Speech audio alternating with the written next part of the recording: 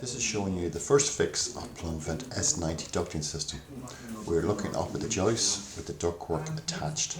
Each room has its own supply or extract duct.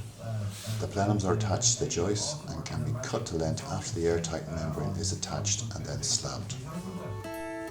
You see one of the plenums coming through the ceiling.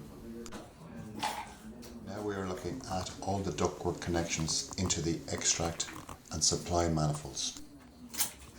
Manifolds are connected to supply and extract ductwork, which lead downstairs to connect into two of the manifolds that supply the ground floor. This is the ground floor before the ceiling grid goes in.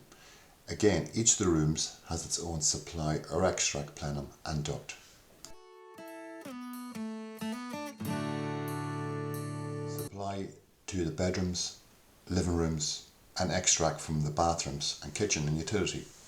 Each plenum and duct will ventilate 27 square meters of floor space.